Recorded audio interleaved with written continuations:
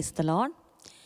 இன்றைக்கி இந்த 2வது நாள் அதிகாலையில் சிதைந்த இயேசுவோடு அந்த நேரலைக்கு வந்திருக்கிற உங்கள் யாவரையும் வரவேற்கிறோம். ஆண்டவராகிய இயேசு கிறிஸ்துவின் நாமத்தினாலே இப்பொழுதும் நம்ம ஆண்டவருக்கு மகிமைப்படுத்த போகிறோம், அவருடைய திருநாமத்தை உயர்த்த போகிறோம். எண்ணிக்கை புத்தகம் 28வது அதிகாரம் 27வது இறைவசனம் என்ன சொல்லுதுன்னா, ஆண்டவருக்கு உகந்த நறுமணமாக எரிபலி ஒன்றை செலுத்துவீர்கள் அப்படின்னு சொல்லிட்டு இங்கே சொல்லப்பட்டிருக்கிறது. ஆண்டவருக்கு உகந்த உகந்த நறுமணமாக எரிபலி ஒன்றை செலுத்துவீர்கள். அன்னைக்கு இஸ்ராயல் ஜனங்களிடத்துல ஆண்டவர் கேட்டது, இன்றைக்கும் அவருடைய மக்களாயிருக்கிற நாம் அவருக்கு துதிப்பலியை உகந்த நறுமணமாக தூபமாக நம்ம செலுத்த போகிறோம். இந்த காலை வேளையிலும் அவரை துதிக்கிற துதியில் நம்ம மகிழ்ந்திருப்போம். அவரை நோக்கி பார்க்கும் பொழுது, நம்மை மறந்து அவரை நாம் துதிக்கும் பொழுது இந்த இடத்துல ஆண்டவருடைய பிரசன்னம் இறங்கி வருகிறது. ஆகவே நம்ம அவருடைய பிரசன்னத்தில் நாம் ஒன்றிணைந்து கொள்வோம். இந்த நாளிலும் நாம் அவரை துதிப்போம். உம்மாலே நான் ஒரு சேனைக்குள் பாய்வேன், மதிலை தாண்டிடுவேன், மதிலை தாண்டிடுவேன். உம்மாலே நான் ஒரு சேனைக்குள் பாய்வேன், மதிலை தாண்டிடுவேன், மதிலை தாண்டிடுவேன்.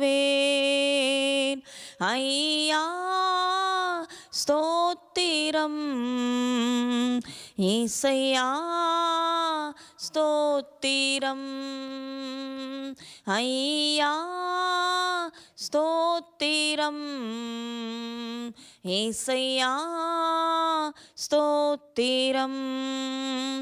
எனது விளக்கு எரிய செய்தீர், இருளை ஒளியாக்கினீர், இருளை ஒளியாக்கினீர். ஐயா ஸ்தோத்திரம், ஏசையா ஸ்தோத்திரம், ஐயா ஸ்தோத்திரம், ஏசையா ஸ்தோத்திரம்.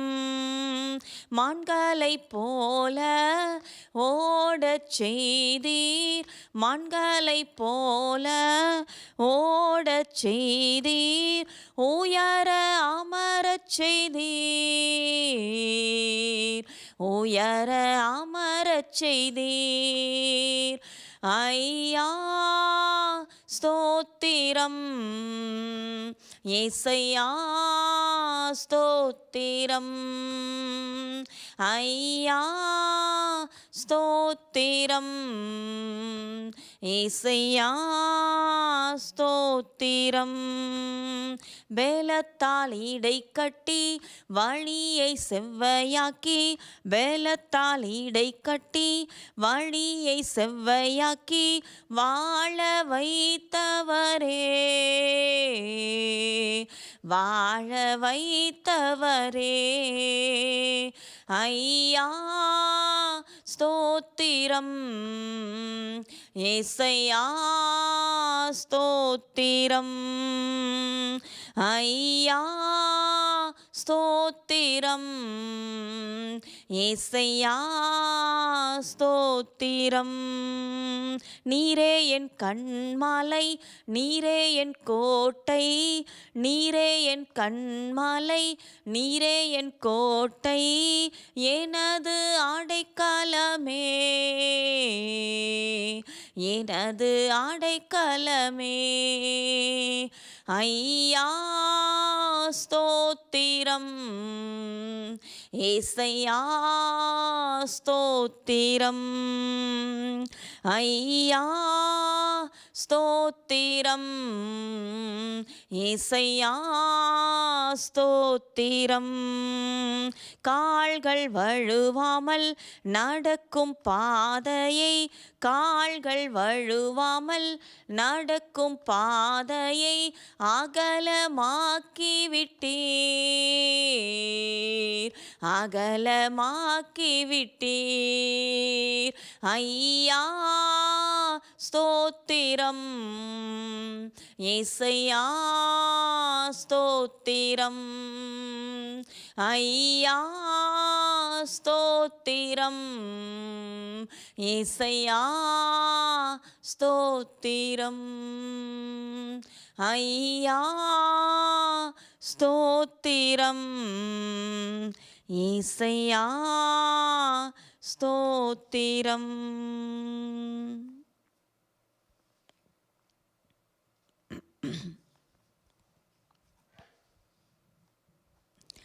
மனதுருகும் தெய்வமே ஏசையா, உம்மை மனதார துதிப்பேன் ஸ்தோத்தரிப்பே. மனதுருகும் தெய்வமே ஏசையா, உம்மை மனதார துதிப்பேன் ஸ்தோத்தரிப்பே. நீர் நல்லவர், சர்வ வல்லவர், உம் இரக்கத்திற்கு முடிவே இல்லை, உம் அன்பிற்கு அளவே இல்லை. எல்லாரும் சேர்ந்து உம் இரக்கத்திற்கு முடிவே இல்லை, உம் அன்பிற்கு அளவே இல்லை.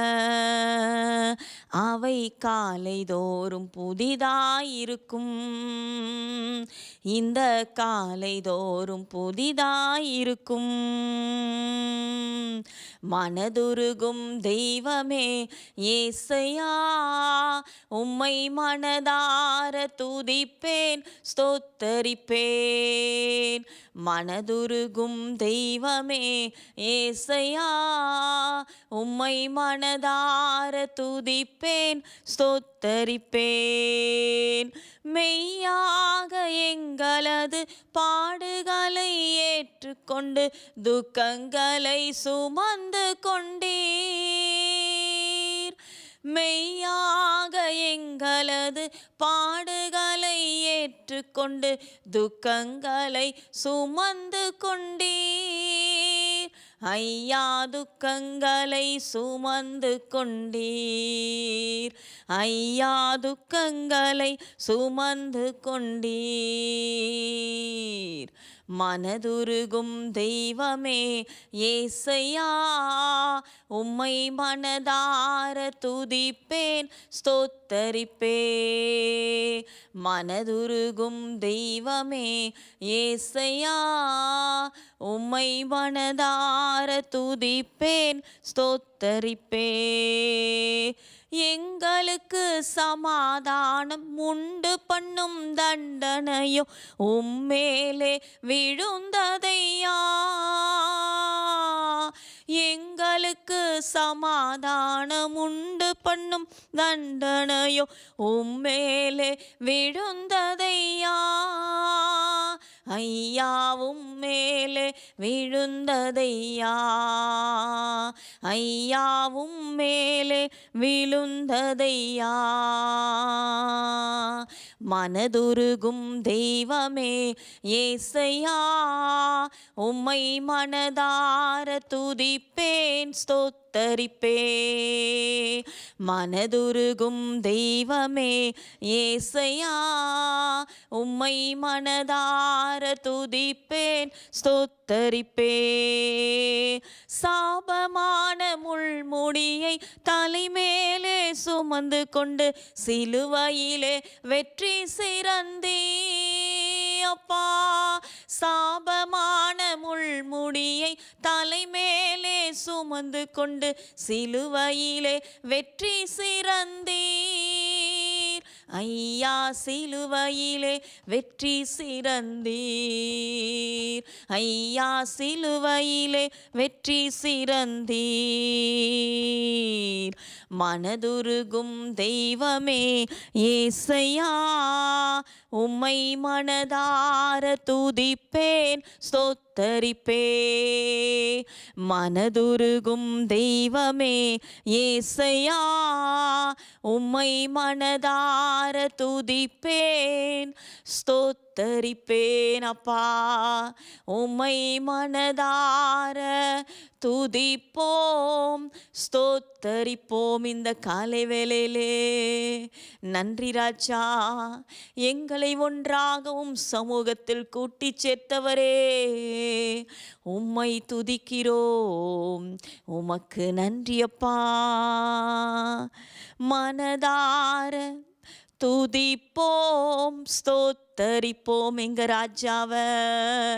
மனதார துதிப்போம் ஸ்தோத்தரிப்போம். நன்றி அப்பா.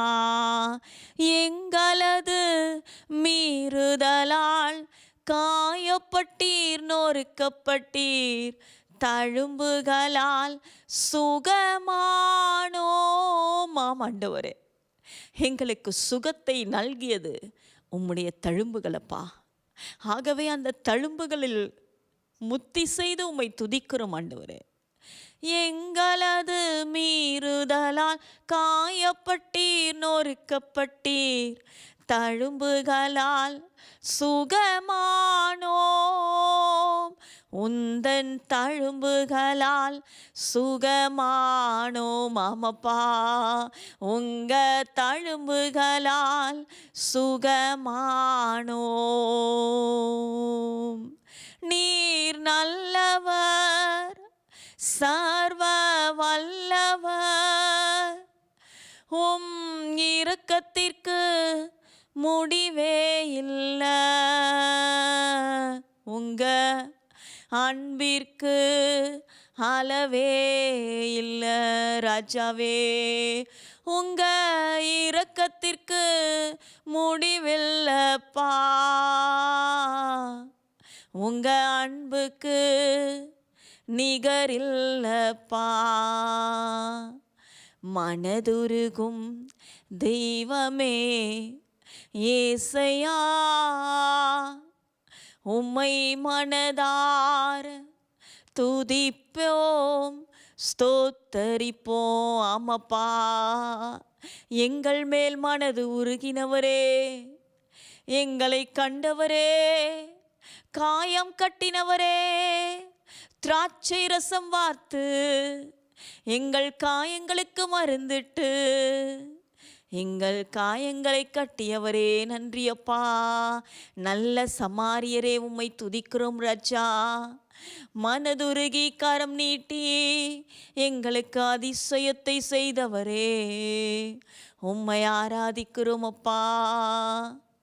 தேடி வந்த மனிதர்களின் தேவைகளை அறிந்தவராய் தினம் தினம் அற்புதம் செய்தீர் ராஜா. தேடி வந்த மனிதர்களின் தேவைகளை அறிந்தவராய் தினம் தினம் அற்புதம் செய்தீரப்பா. ஐயா, தினம் தினம் அற்புதம் செய்தீர் அதிசயரே. ஐயா, தினம் தினம் அற்புதம் செய்தீர். நன்றி ராஜா.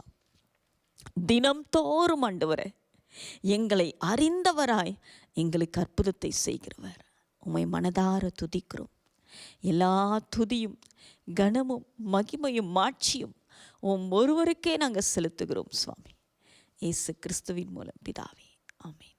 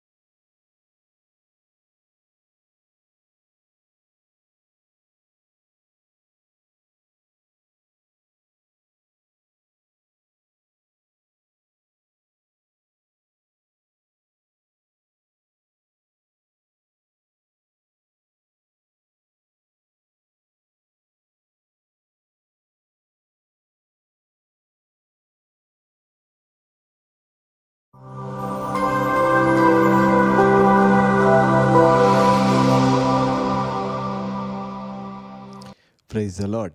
ஆண்டவராகிய இயேசுவின் நாமத்தினாலே இந்த காலை வேளையில் ஆண்டவரை தேட வந்திருக்கிற உங்கள் ஒவ்வொருவரையும் வாழ்த்துகிறேன், வரவேற்கிறேன். 2வது நாள் எப்படியோ தாக்கு பிடிச்சி சீக்கிரமாக எழுந்திரிச்சு நீங்கள் வந்துட்டீங்க. இன்றைக்கி ஒரு ஆச்சரியமான நாள். நான் நிச்சயமாக நம்புகிறேங்க, ஆண்டவர் இந்த நாட்களில் அற்புதமாய் உங்கள் உள்ளத்தோடு கூட பேச போகிறார். இந்த நாட்களை நீங்கள் கேட்கக்கூடிய, ஆன்லைனில் கேட்கக்கூடிய ஒவ்வொரு செய்தியின் வழியாகவும் ஆவியானவர் உங்கள் உள்ளத்தோடு கூட பேச போகிறார். உங்கள் வாழ்க்கைக்கு ஒரு சில மாற்றங்களை கொண்டு வரப்போகிறார். ஆண்டவர் இந்த நாளிலும் ஆசீர்வதிக்கட்டும். அவருடைய மிகுந்த தயவு உங்களோடு கூட இருக்கிறதை நீங்கள் பார்ப்பீங்க. சரி, போகட்டும். எபிரேயர் 10ஆம் அதிகாரம் 7வது வசனம். அதாவது இந்த 40 நாட்களும் நம் ஒரு கண்ணோட்டத்தோடு கூட நம் பார்க்க போகிறோம். அது என்ன கண்ணோட்டம்னா, ஆண்டவராகிய கடவுள் மனிதனோடு உடன்படிக்கை செய்யக்கூடிய ஒரு தெய்வம், ஏ கவனன்ட் காட். அவர் நம்மோடு கூட ஒரு உடன்பாட்டை ஏற்படுத்தி கொள்ளுகிறார். நீங்கள் இதை வேதத்தில் பல பகுதிகளில் நீங்கள் வாசிக்க முடியும். ஆண்டவராகிய கடவுள் இயேசுவோடு ஒரு உடன்படிக்கையை செய்து கொள்கிறார்.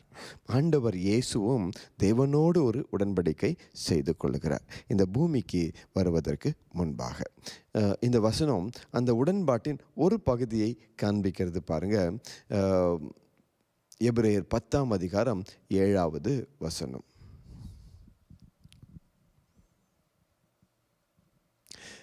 எனவே நான் கூறியது, என் கடவுளே, உமது திருவுளத்தை நிறைவேற்ற இதோ வருகிறேன்.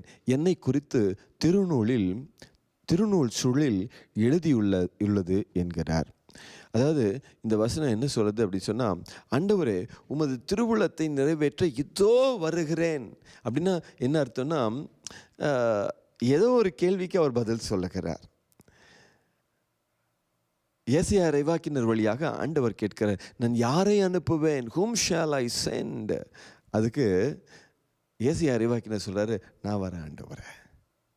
அந்த மாதிரி இங்கே ஆண்டவராகிய இயேசு கிறிஸ்து சொல்கிறாரு, இதோ உமது திருவுளத்தை நிறைவேற்ற நான் வருகிறேன். What does it mean? ஆண்டவருடைய ஒரு அங்கலாய்ப்பு, யாரை இந்த பணிக்காய் நான் அனுப்ப போகிறேன். அதற்கு பதிலாக இயேசு கிறிஸ்து சொல்கிறார், இதோ I am coming, I shall go என்று சொல்லுகிறார். இவர் எதற்காக இந்த பூமிக்கு வந்தார்? நீங்கள் எடுத்துக்கொள்ளுங்க, எபிரேயர் 9ஆம் அதிகாரம் 14வது வசனம். அது என்ன சொல்லுகிறது பாருங்களேன்.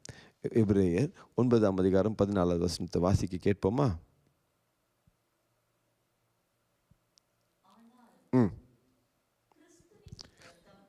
ஆனால் கிறிஸ்துவின் இரத்தம் வாழும் கடவுளுக்கு நாம் வழிபாடு செய்யுமாறு, சரி,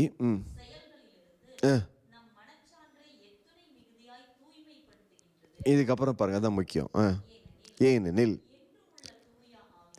என்றும் உள்ள தூய ஆவியினால் தம்மை தாமே கடவுளுக்கு மாசற்ற பலியாக தம்மையே கொடுத்தவர் அவரே. இப்போ ஒரு பக்கம் என்ன நடக்குதுன்னா, ஆண்டவராகிய இயேசு கிறிஸ்து இறைவனது திருவுள்ளத்தை அறிந்து கொள்ளுகிறார். அவருடைய உள்ளம் என்ன நினைக்கிறது என்பதை அறிந்து கொள்ளுகிறார். அதைத் தொடர்ந்து ஆண்டவராகிய இயேசு கிறிஸ்து அந்த திருவுள்ளத்திற்கு இதோ நான் வருகிறேன் என்று பதிலை கொடுக்கிறார். எதற்காக அவர் இந்த பூமிக்கு வருகிறார்? ஆவியானவர் அவரை தூண்டினார். எதற்கு தூண்டினார் என்று வசனம் சொல்கிறது என்றால், பலியாக இந்த பூமியில் மரிப்பதற்காக அவர் வந்தார். இப்போ ஆண்டவராகிய கடவுளுக்கு இயேசுவுக்கு நடுவில் இருக்கக்கூடிய கான்ட்ராக்ட் பாருங்க.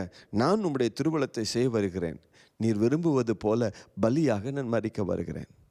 இது இயேசு கிறிஸ்து ஆண்டவருக்கு கொடுக்கக்கூடிய ஒப்புதல். தந்தையாம் கடவுளுடைய ஒப்புதல் என்ன? ஜீசஸ் சொல்றார், அதை நான் அவருக்கு பிரியமானவைகளை செய்கிறபடியால் அவர் என்னை தனியாக விடவே இல்லை. அவங்க 2 பேத்துக்கு நடுவில் ஒரு கான்ட்ராக்ட் பாருங்க. நம்ம இந்த கான்ட்ராக்டை எப்படி நிறைவேறிச்சு அப்படிங்கிறது தான் இந்த 40 நாட்களும் பார்க்க போகிறோம். என்னென்னா, நாமும் ஆண்டவரோடு இந்த லெந்து நாட்களில் ஒரு கான்ட்ராக்ட் போட்டுக்க போகிறோங்க. அந்த கான்ட்ராக்டை எப்படி சக்ஸஸ்ஃபுல்லாக நம்ம நிறைவேற்றி முடிக்க போகிறோம். ஒரு கவர்மெண்ட் கான்ட்ராக்ட். ஒருவேளை நீங்கள் கோயம்புத்தூரில் இருப்பீங்க அப்படின்னு சொன்னால், அல்லது ஒருவேளை நீங்கள் சென்னையில் இருக்கிறீங்க அப்படின்னு சொன்னால், உங்களுக்கு புரியுறதுக்காக நான் சொல்கிறேன். கோயம்புத்தூரில் இப்போ புதுசாக 2 பாலம் நடந்துச்சு. ஆற்று பாலம் பகுதியில் ஒரு பாலம், இன்னொரு பக்கம் நம்ம திருச்சி அவினாஷ் ரோடு பக்கத்தில் ஒரு பாலம். நீங்கள் சென்னை எடுத்துக்கிட்டிங்கன்னா கத்திப்பாரா ஒரு மிகப்பெரிய பாலம். இந்த பாலம் அமைந்த பிறகு அந்த இடத்துல இருக்கக்கூடிய போக்குவரத்து மிக சீராய் போகிறது. இல்லைன்னா அங்கே ரொம்ப கஷ்டம். இப்போ இந்த பாலம் வந்து ஒரு மிகப்பெரிய ஒரு பிரயோஜனமாய் அமைந்து விட்டது. இப்போ இந்த பாலத்தை கட்டுவதற்கு யாரோடு கூட நம்முடைய கவர்மெண்ட், தமிழக கவர்மெண்ட் ஒருவேளை ஒரு பெரிய கான்ட்ராக்ட் போட்டிருப்பாங்க. அரசாங்கம் அவர்களோடு கூட ஒரு ஒப்புதலுக்கு வந்திருப்பாங்க. இந்த மாதிரி நிறைய கம்பெனிஸ் வந்து சொல்லியிருப்பாங்க, நாங்கள் பாலத்தை கட்டுக்கிறோம். எவ்வளோப்பா, நீங்கள் எவ்வளோ ரூபாய் சொல்கிறீங்க? நாங்கள் இவ்வளோ ரூபாய் சொல்லுகிறோம். இன்னொரு கம்பெனி வந்து சொல்லியிருப்பாங்க, நாங்கள் பாலத்தை கட்டி கொடுக்குறோம், சிறப்பாக கட்டி கொடுக்குறோம், நீங்கள் எவ்வளோப்பா கேட்குறீங்க? எங்களுக்கு இவ்வளவு வேண்டும். ஓகே. இப்படி ஒவ்வொரு கான்ட்ராக்டர்ஸும் வந்து அங்கே சொல்லி இருந்திருப்பாங்க இல்லைங்களா? இப்போ கடைசியாக கவர்மெண்ட்டுக்கு ஓகே, இந்த கான்ட்ராக்டை சூப்பர், இந்த கான்ட்ராக்டை சீப்பாகவும் இருக்குது, பெஸ்ட்டாகவும் இருக்குது, சீக்கிரத்திலும் செய்து கொடுக்கிறார்கள், இவங்க கொடுக்கக்கூடிய பிளான்ஸ் ரொம்ப நல்லா இருக்குது, இவங்களுடைய இன்ஜினியர்ஸ் ரொம்ப நல்லா இருக்கிறாங்க, இவங்களுடைய ஆர்கிடெக்ட் ரொம்ப சூப்பராக இருக்காங்க, இவங்களை வைத்து கட்டினால் நலமாக இருக்குங்கிறத ஒரு குழு முடிவெடுக்கிறது. அந்த முடிவை அந்த குழுவிடத்தில் யார் வந்து கான்ட்ராக்டை பெஸ்ட்டாக கொடுத்தாங்களோ அவங்களிடத்துல சொல்லுகிறார்கள். உடனே அவங்க கேட்குறாங்க, நாங்கள் இவ்வளோ தூரம் கட்டி கொடுக்கும்போது எங்களுக்கு என்ன வகையில் பணத்தை கொடுப்பீங்க? இந்த வகையில் எங்களுக்கு பணம் வேண்டும். உடனே அவங்க சொல்கிறாங்க, ஓகே, இதில் இந்த மாற்றங்கள்லாம் கொண்டு வாங்க, நாங்கள் உங்களுக்கு கொடுத்துட்றோம். ஓகே, அந்த மாற்றத்தை கொண்டு வந்தாச்சு. Yes, finished, contract freezed. அந்த மாதிரி ஆண்டவராகிய இயேசு கிறிஸ்து தான் best person to do this அப்படிங்கிறத பரலோகம் முடிவு பண்ணிடுச்சுங்க. இயேசு தான் கரெக்ட் இதை செய்கிறதுக்கு. அவரை இல்லாமல் வேறு யாராலும் இதை செய்ய முடியாது. டிசைடட். ஆண்டவராகிய இயேசு கிறிஸ்துவும் என்ன சொல்லுகிறார்? நான் போகிறேன், உங்களுடைய திருவுளத்தை செய்கிற ஆண்டவரே, ஆவியானவர் சொல்கிறபடி நான் போய் பலி ஆக்குறேன். Contract finished. இப்போது இந்த கான்ட்ராக்டை எக்ஸிக்யூட் பண்ணுறதுக்கு தான் ஆண்டவராகிய இயேசு கிறிஸ்து இந்த பூமிக்கு வருகிறார். இப்போது நம்மக்கிட்ட கூட ஆண்டவராகிய இயேசு கிறிஸ்து இந்த நாளில் பேச விரும்புகிறார். நான் உன் கூட ஒரு கான்ட்ராக்ட் சைன் பண்ணிக்க போகிறேன், உனக்கு சில வேலைகளை நான் கொடுக்க போகிறேன், நீ அதை சிறப்பாய் செய்து கொடுக்க வேண்டும். நாமும் ஆண்டவரே இதோ உம்முடைய திருவுளத்தை செய்ய வருகிறேன் அப்படின்னு சொல்லிட்டு நம்ம வருவோமே. ஆனால் அப்படி நம்ம சைன் பண்ணுறதுக்கு முன்னாடி அந்த கான்ட்ராக்ட் பேப்பர்ஸை வாசிக்கிறார் இல்லையா? அதைத்தான் இந்த 40 நாட்களும் நமக்கு செய்ய போகிறார். நான் என்னெல்லாம் உனக்கு கிருபைகளை கொடுப்பேன், நீ என்னெல்லாம் செய்ய வேண்டும், அவ்வளோதான். ஆண்டவராகிய இயேசு கிறிஸ்து கடவுளோடு பரலோகத்தோடு ஒரு கான்ட்ராக்ட் சைன் பண்ணுறார். அந்த கான்ட்ராக்ட் தி பெஸ்ட் கான்ட்ராக்ட். அந்த கான்ட்ராக்ட் காலங்களை கடந்து ஜனங்களை பரலோகத்துக்கு கொண்டு வந்து கொண்டே இருக்கிறது. ஒருவேளை நம்ம பார்க்கக்கூடிய பாலங்கள் எல்லாம் சில வருடங்கள், 100 வருடங்கள், 150 வருடங்கள், அல்லது ஒரு 200 வருடங்கள், சரி விடுங்க, ஒரு 500 வருடங்கள் பிரயோஜனமாக இருக்கலாம். அதுக்கப்புறம் இந்த பாடம் கொஞ்சம் ஒழுத்து போகும். அந்த சமயத்தில் கத்திப்பாரா பாலம் இருக்கக்கூடிய இடமானாலும் சரி, நம்ம கோயம்புத்தூரில் இருக்கக்கூடிய பாலம் இருக்கக்கூடிய இடமானாலும் சரி, அது கொஞ்சம் ஒரு மாதிரி வேறு மாதிரி மாறிடும். அந்த காலத்துக்கு தகுந்த மாதிரி இந்த பாலத்தை இடித்து விட்டு ஒரு சூப்பரான பாலத்தை திரும்ப கட்டுவார்கள். ஆனால் ஆண்டவராகிய இயேசுவும் தந்தையாம் கடவுளும் போட்ட அந்த கான்ட்ராக்ட் அப்படி இல்லைங்க. ஒரு 100 வருட கான்ட்ராக்ட் இல்லை, 500 வருட கான்ட்ராக்ட் இல்லை, காலங்களை கடந்த கான்ட்ராக்ட். இன்றும் நடந்து கொண்டிருக்கிறது, இனிமேலும் நடக்கும். இந்த கான்ட்ராக்ட், இந்த தேவ திட்டம், இந்த ஒப்புதல் எப்படி இருக்குதுன்னா, அநேகருக்கு பிரயோஜனமாய் ஏராளமானோர் ஆண்டவராகிய கடவுளை வந்து சேரும் ஒரு பெரிய கான்ட்ராக்டா, ஒரு பிளானா இது அமைந்து விட்டது. ஒருவேளை நாம் ஆண்டவரோடு ஒரு கான்ட்ராக்டை இந்த லெந்து நாட்களில் சைன் பண்ணுறோன்னு வச்சுக்கோங்களேன், அந்த கான்ட்ராக்ட் கூட அப்படிதாங்க சிறப்பு தன்மை நிறைந்ததாய் இருக்கும். நிச்சயமாய் சிறப்பு தன்மை நிறைந்ததாய் இருக்கும். இந்த காலத்தில் ஆண்டவர் நம்மை அழைக்கிறார். Come, let's do the work. வா, நம்ம ஆண்டவருடைய பணியை செய்வோம். எப்படியாவது இறைவனது திருவுளத்தை செய்து முடிக்க நாம் நம்மையே அர்ப்பணித்துக் கொள்வோம். ஆவியானவர் நமக்கு உதவி செய்யட்டும். சரி, போட்டுங்க. இந்த கான்ட்ராக்டுடைய சிறப்பின் முதல் அம்சம் என்று நாம் வைத்துக்கொள்வோம். இன்னைக்கு அதை பற்றி நம்ம பேசிடுவோம். லூகாஸ் 22ஆம் அதிகாரம் 7லிருந்து 13 வரை இருக்கக்கூடிய வசனங்களை பாருங்கள். புளிப்பற்ற அப்ப விழா கொண்டாடும் நாள் வந்தது. அன்றுதான் பாஸ்கா ஆடு பலியிடப்பட வேண்டும். இயேசு பேதுருவிடம் யோவானிடமும், நாம் பாஸ்கா விருந்துண்ண நீங்கள் போய் ஏற்பாடு செய்யுங்கள் என்று சொல்லி அனுப்பினார். அதற்கு அவர்கள், நாங்கள் எங்கே ஏற்பாடு செய்ய வேண்டும் என நீர் விரும்புகிறீர் என்று கேட்டார்கள்.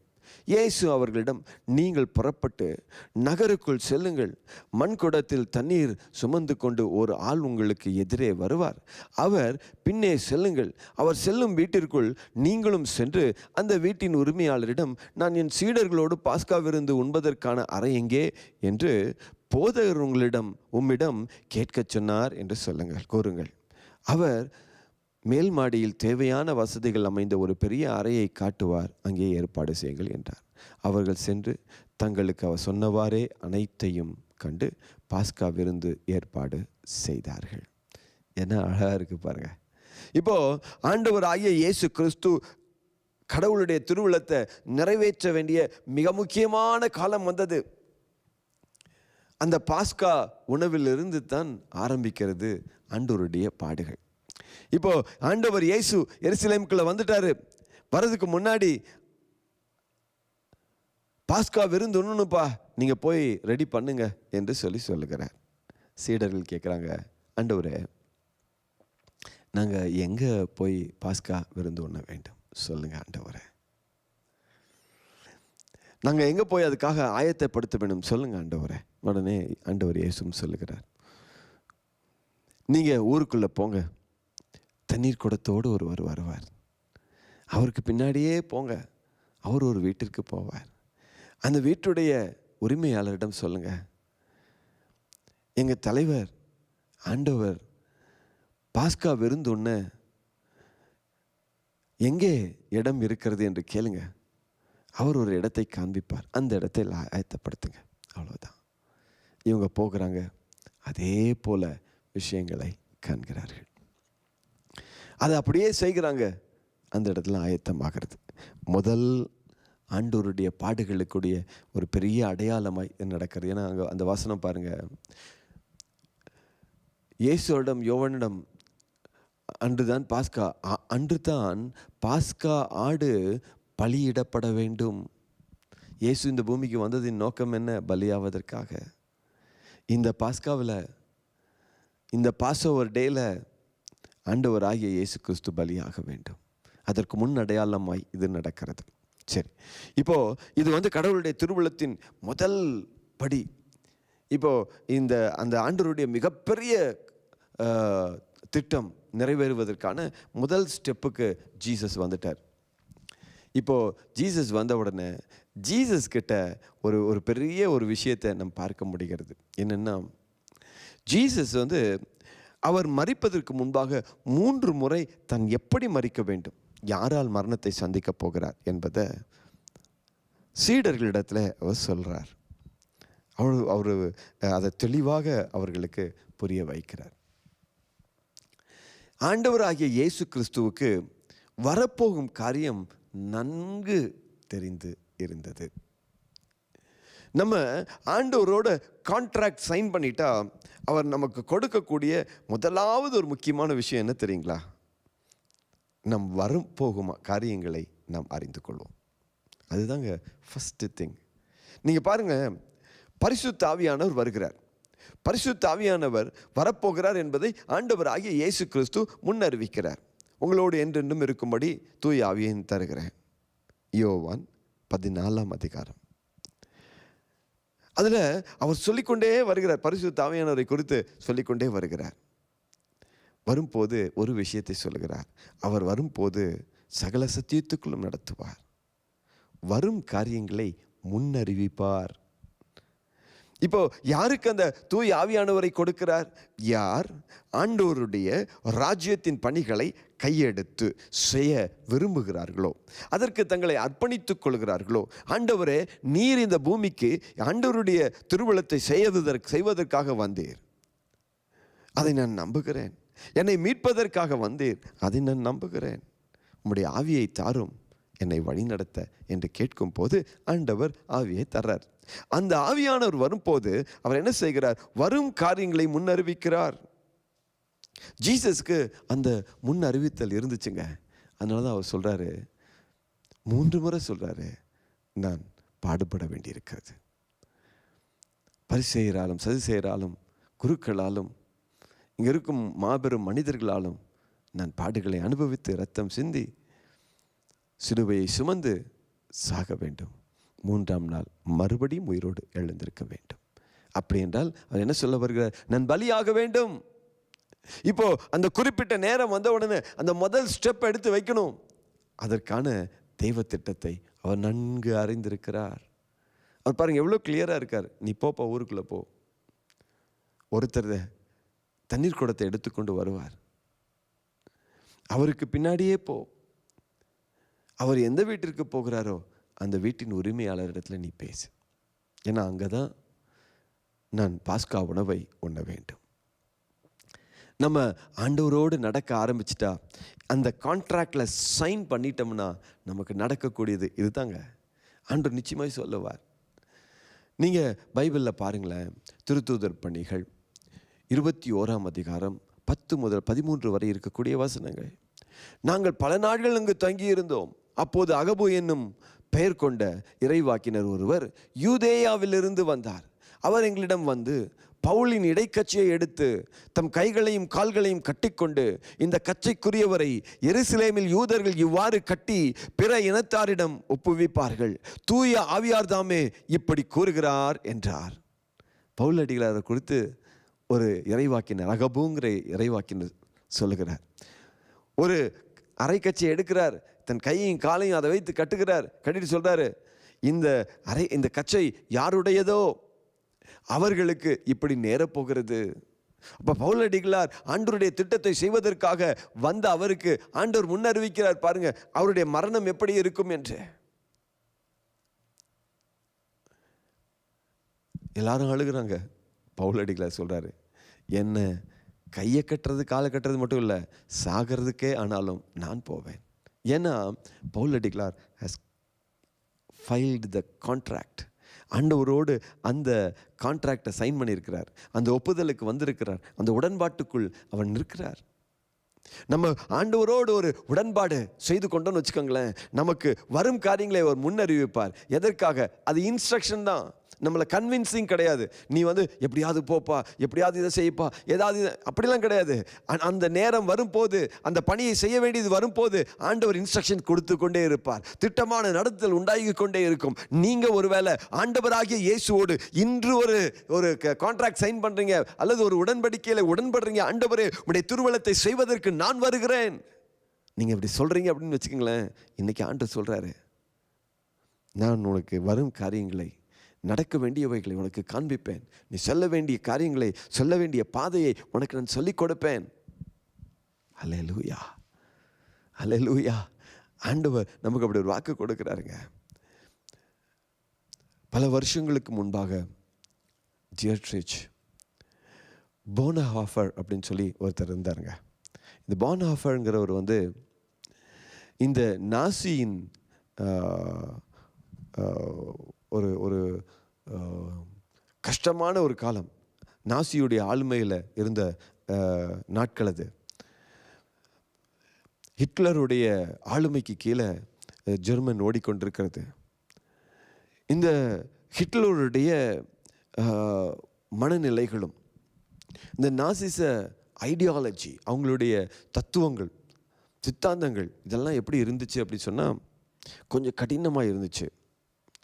இந்த டியட்ரிச் போனாஃபர் எப்படிப்பட்டவர்னா, ஆண்டவருக்காக வல்லமையாய் பணி செய்தவர், விவிலியத்தை ஆழமாய் பகுத்து போதிக்கக்கூடியவர். ஆரம்ப நாட்களில் இந்த நாசிச ஐடியாலஜியை, அவர்களுடைய தத்துவங்களை அவர் கேட்டபோது இது ஏதோ வித்தியாசமாக இருக்கிறது என்பது அவருடைய மனதில் பட்டது. நாட்கள் போக போக அவருடைய எண்ணம் போலவே இவர்கள் மிக கடினமாய் நடக்க ஆரம்பித்தாங்க. அவங்க அங்கே இருக்கக்கூடிய யூதர்களுக்கு எதிரடையாய் செயல்பட ஆரம்பித்தாங்க. இதெல்லாம் பார்த்தபோது நிறைய பேர் அமைதியாக இருந்தாலும் நம்ம பான்ஹாஃபர் பகிரங்கமாய் அவர்களை எதிர்த்தார். இதை எதிர்க்க ஆரம்பிக்கும் போது அங்கே யூதர்களை கொல்ல ஆரம்பித்து விட்டார்கள். கொல்ல ஆரம்பித்த போது நம்ம பான்ஹாஃபர் எங்கேயாவது தப்பி போகக்கூடிய ஒரு வாய்ப்பு கிடைக்குமா என்று ஒரு சூழ்நிலை அவருக்கு இருந்தது. அப்போது அமெரிக்க ஐக்கிய நாட்டுக்கு இவர் தப்பி போகக்கூடிய சூழ்நிலைகள் வாய்த்தது. அதனால் இவர் அமெரிக்க ஐக்கிய நாட்டிற்கு போகிறார். ஆனால் அங்கே போனதுக்கப்புறம் நடந்தது தான் ஒரு ஆச்சரியமான விஷயம். அங்கே இருக்கும்போது அவருடைய உள்ளத்துக்குள்ளே ஒரு விஷயம் ரொம்ப ஆழமாய்ப்பட்டது. நான் ஒருவேளை இன்னைக்கு யூதர்கள் சந்திக்கக்கூடிய, ஜெர்மானியர்கள் சந்திக்கக்கூடிய அந்த போராட்டத்தில் ஒருவனாய் நான் இருக்கவில்லை என்றால் அவர்களுடைய எழுச்சிக்கு நான் காரணமாக இருக்க எனக்கு தகுதி இல்லை. இது ஆவியானவருடைய உள்ளத்தில் பேசுகிறார். இவருக்கு புரியுது, நான் கடவுளுடைய சித்தத்தை செய்வதற்காக நான் மறுபடியும் ஜெர்மனிக்கு போய்த்தான் ஆகணும். இப்போ அமெரிக்காவிலிருந்து இவர் புறப்படுகிறார். புறப்படும் போது அவருக்கு தெரியும், நிச்சயமாய் நான் சாக போகிறேன், நிச்சயமாய் ஒரு பெரிய பிரச்சனை வரப்போகிறது, நல்லா தெரியுங்க. ஆனாலும் இவர் புறப்படுகிறார். எஸ், ஐ வில் கோ.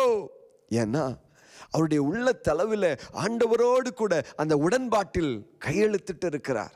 அந்த உடன்பாட்டில் அவர் உடன்பட்டு இருக்கிறார்.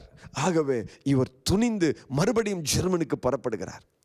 ஜெர்மனுக்கு வந்த அவர் இந்த நாசிகளை எதிர்க்கிறார். நற்செய்தியை பகிரங்கமாய் அறிவிக்கிறார்.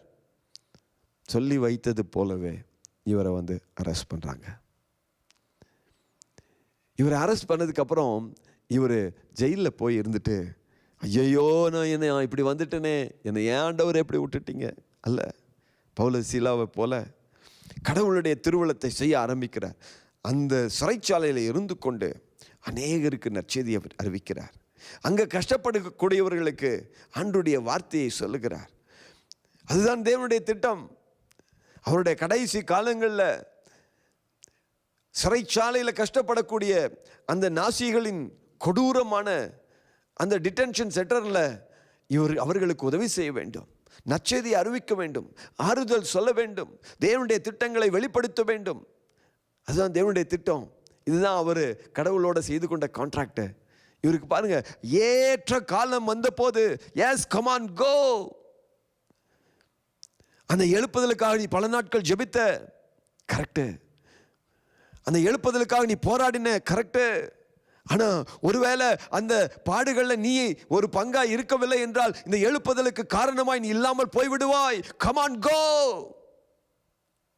இன்னைக்கு ஆண்டவர் நம்மை பார்த்து சொல்லுகிறார், நீ எழுப்புதலுக்கு காரணமாய் இருக்க வேண்டுமா?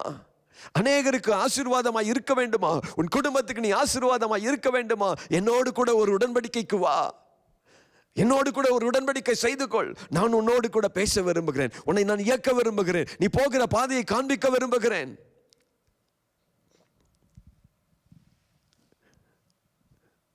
பான்ஹாஃபருக்கு ஆண்டவர் பேசினார். இவர் வந்தார், சிறைச்சாலையில் இருந்தார். 2 ஆண்டுகள் அங்கு பணி செய்து கடைசியாய் அந்த சிறைச்சாலையில் அவர் இறந்தும் போகிறார். அவர் இறந்து போன பிறகு அவர் அட்டன் பண்ண டாக்டர் சொன்னார், பிரமிப்பாய் சொன்னார், இப்படி மரணத்தை நோக்கி நடந்த மனிதனை நான் இதுவரை பார்க்கவில்லை. மரணம் தனக்கு வரும் என்று தெரிந்தும் நற்செய்தியை அறிவித்து முன்னேறின ஒரு மனிதனை நான் பார்க்கவில்லை.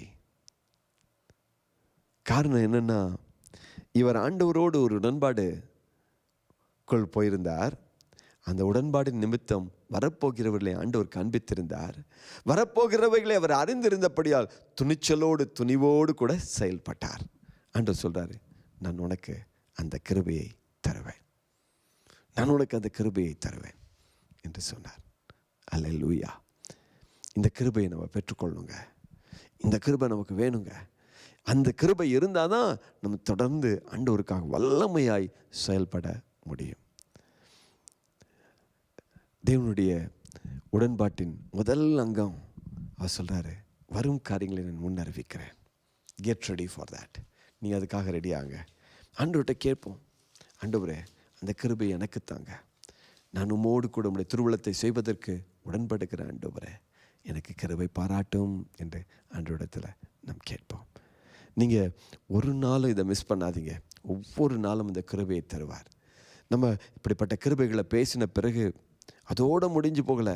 நம்ம ஜெபிக்கிற நேரத்தில் ஆண்டவர் அந்த கிருபையை நம் மீது இன்றே வைக்கிறார். முதல்ல ஆண்டவரோடு கூட நாம் உடன்படுவோமா? கண்களை மூடி ஆண்டவரை நாம் நோக்கி பார்ப்போம்.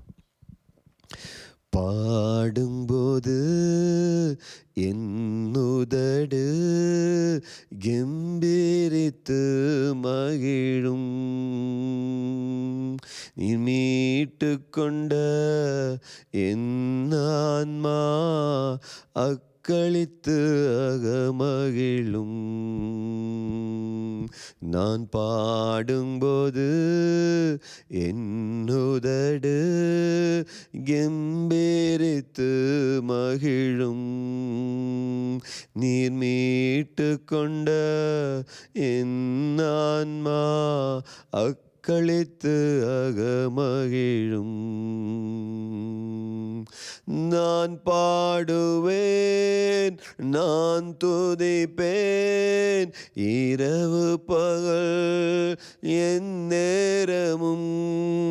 நான் பாடுவேன், நான் துதிப்பேன், இரவு பகல் என் நேரமும். உம் துதியால் என் நாவு நிறைந்து இருப்பதாக, உம் துதியால் என் நாவு நிறைந்து இருப்பதாக. நாள்தோறும் உம்மை துதிப்பேன், நம்பிக்கையோடு துதிப்பேன். நாள்தோறும் உம்மை துதிப்பேன், நம்பிக்கையோடு துதிப்பேன். பாடும்போது என்னுதடு உயிரித்து மகிழும், நீர் மீட்டு கொண்ட என் ஆன்மா அக்களித்து அகமகிழும். அப்படி ஆண்டவரை துதிப்போமே. பாடும்போது என்னுதடு கெம்பீரித்து மகிழும், நீர் மீட்டு கொண்ட என் ஆன்மா அக்களித்து அகமகிழும். அல்லேலூயா. அக்களித்து அகமகிழும். அல்லேலூயா. உம்மை சோதரிக்கிறோம் என் ஆண்டவரே, நாங்கள் உம்மை துதிக்கிறோம் ராஜாவே. அல்லேலூயா, அல்லேலூயா, அல்லேலூயா, அல்லேலூயா. என்னோடு இணைந்து இந்த காலை வேளையில் துதித்து கொண்டிருக்கிற ஒவ்வொருவர் மீதும் என் ஆண்டவருடைய கரம் இறங்குவதாக, என் ஆண்டவருடைய பிரசன்னம் இறங்குவதாக, என் ஆண்டவருடைய ஆற்றல் இறங்குவதாக, என் ஆண்டவருடைய வல்லமை இறங்குவதாக என்று ஜெபிக்கிறோம். நீர் பெரிய காரியங்களை செய்வீராக. இயேசு கிறிஸ்துவின் ஈடு இணையற்ற பெயரால் ஜெபிக்கிறோம் எங்கள் நல்ல தகப்பனே. Amen, amen, amen. Praise the Lord. ஒரு நாளையும் நீங்கள் மிஸ் பண்ணாதீங்க. ஒவ்வொரு நாளும் ஆண்டவர் ஒரு முத்தான விஷயத்தை உங்களுக்கு கற்றுக் கொடுக்க போகிறார். அவருடைய வல்லமை வரப்போகிறது. நீங்கள் மிஸ் பண்ணாதீங்க. அதே போல் மற்றவர்களுக்கு இது சொல்லவும் மிஸ் பண்ணிடாதீங்க. மற்றவங்களுக்கு சொல்லுங்கள், அவர்களும் வரட்டும், அவர்களும் ஆண்டவருடைய வார்த்தையை கேட்கட்டும். இந்த நாட்களில் ஆண்டவருடைய பணிக்காக ஆண்டவரோடு கூட உடன்படக்கூடிய ஒரு பெரும் கூட்டம் எழும்பட்டும். ஆண்டவர் பெரிய காரியங்களை செய்வார். நீங்கள் ஒரு உற்சாகத்தோடு ஆண்டவர் எனக்கு ஏதோ ஒன்றை செய்ய போகிறார் என்கிற ஏக்கத்தோடு கூட நீங்கள் இதில் வந்து கலந்து கொள்ளுங்கள். அந்த பெரிய காரியங்கள் செய்வார். இன்று வியாழக்கிழமை சாயங்காலம் நமக்கு கூட்டம் இருக்கிறது. இந்த சாயங்காலத்தில் ஆண்டவர் நம்மோடு கூட எப்படி பேச போகிறார், எப்படி வரும் காரியங்களை நமக்கு சொல்லிக் கொடுக்க போகிறார் என்பதை இன்னும் ஆழமாய் நாம் பார்க்க போகிறோம். கட்டாயம் வந்து கலந்து கொள்ளுங்கள். ஆண்டவர் உங்களுக்கு அந்த அபிஷேகத்தை இந்த சாயங்காலத்தில் இன்னும் புதுப்பித்து கொடுக்கிறதை நீங்கள் பார்க்க போகிறீங்க. நாளை தினத்தில் காலையில் அதிகாலை இயேசு சரியாக 4:45 ஆரம்பிக்கிறது. சிலருக்கு அது தெரியல, இன்றைக்கி ஞாபகம் வைத்துக்கொள்ளுங்க. 4:45. என்னடா நம்ம 5 மணிக்கு வந்தால் ஏற்கனவே எல்லாம் ஆரம்பித்து ஓடிட்டுருக்குது அப்படின்னு நீங்கள் சிலர் ஒரு வேளை நினச்சிருக்கலாம். நம்ம இந்த முறை இந்த வருடம் என்ன பண்ணுறோம், 4:45 அதை மாற்றிட்டோம். இன்னும் ரொம்ப சின்ன டைம் இருக்கிறதுனால அப்படி பண்ணியிருக்கிறோம். நீங்கள் 4:45 வந்துடுங்க. மற்றவங்களுக்கு இதை அறிமுகப்படுத்துங்க. ஒரு வேளை வந்து கொண்டிருக்கிறவங்களுக்கு தெரியலைன்னு அதை சொல்லுங்கள். நாளை தினத்தை இன்னும் சிலரை அழைத்து வாங்க. நீங்கள் முந்தின நாள் இரவே ஜெபித்து படுங்க. ஆண்டவரே என்னோடு கூட நாளை தினத்தில் பேசும், அதற்கான அபிஷேகத்தை கொடும் சொல்லி கேளுங்க. ஆண்டவர் கொடுப்பார். இந்த லெந்து நாட்கள் நம்முடைய வாழ்க்கையில் ஒரு பெரிய மாற்றத்தை கொண்டு வரப்போகிறார். Price the Lord. நாளை காலை சரியாக 4:45 அதிகாலையில் சிதைந்த இயேசுவோடு வழியாக உங்களை சந்திக்கிறோம். Price the Lord.